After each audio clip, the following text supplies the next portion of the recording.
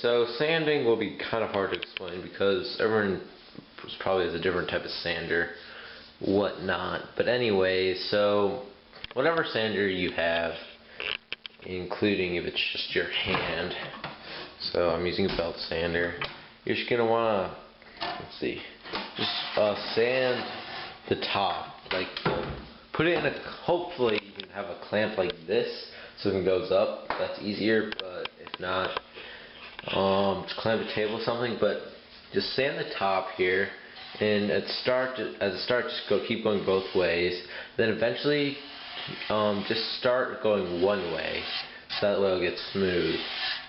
So after you do that, depending on what kind of sander you have, you're going to want to start curving the edges a little. So at least what I do with a belt sander is I kind of go sideways in an angle, so it takes off some, so it becomes kind of rounded. It's much easier if you have a router, because then you just put it on top. But yeah, basically whatever, do that, round it however you think you can with whatever sander you have. Then finish it off, get some sandpaper, and go the direction you've been going, so just whatever, say this way.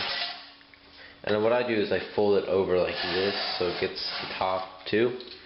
And then if you can, get some lower or higher grit sandpaper that's not as rough, and do it again.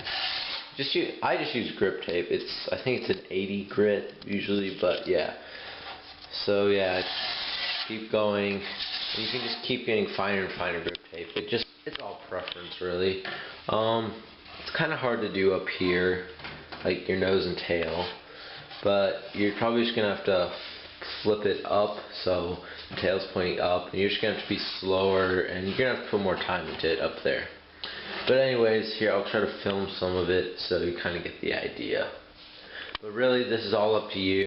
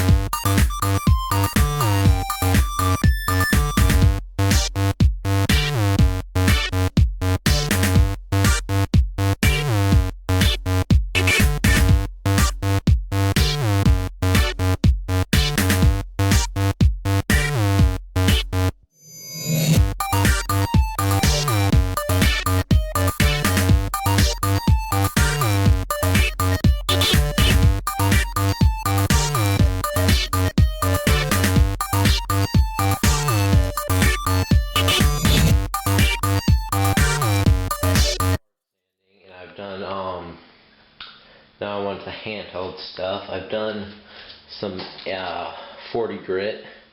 Then I went to, oh, why did I throw it away? Wait, no, that's not it. Whatever. I went to 80 grit, which is the same grip tape. Here's a, what the fuck? Can't circle. Well, you get 80 grit, and I'm going to do 120 grit now to finish it off. Something that might come in handy is the sanding block. You can just buy these at the store or like make your own, but you kind of get the hard to get areas like the draw throughs. I think it's kind of set it in, sand it out, and like the sides, just like good for finishing touches, etc. So after this, you're practically done. You can just grip it up and ride.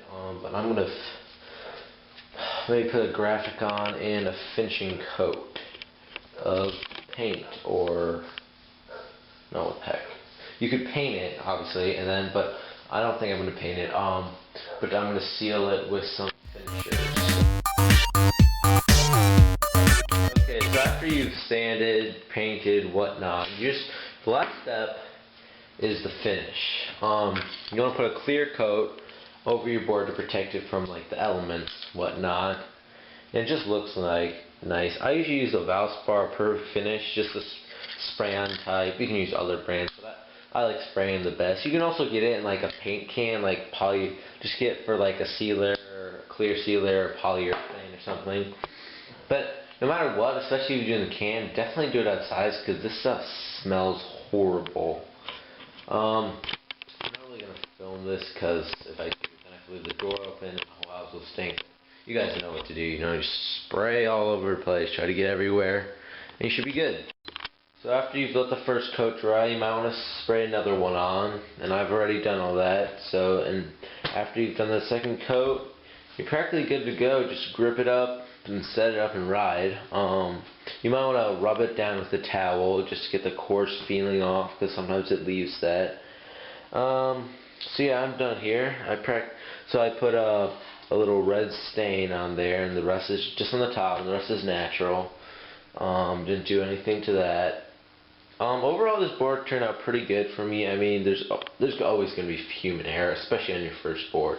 I mean, both sides might not line up completely, and especially with drop-throughs. Like, I don't think you can tell from here, but I messed up a little, but it's completely rideable. I've stood on it a few times. The concave feels good. I'm not going to be able to ride it though. This is built for commission, but there you kind of practically built your first longboard. I mean, if it doesn't turn out, that's okay. The first one I built, I rode it for like a minute and then jumped in the middle and it easily snapped. So yeah, just try again. If you're having problems, just put it in the comment section. I'll try to help you. And if I didn't cover something in any of the series, or of this series, put that down there and I'll get back to you as soon as I can. Make sure you guys watch the other videos in the series, because if you just watch this one, it won't really make any sense at all. But anyways, guys, I hope that helped a lot, and I will see you in the future. Go skate!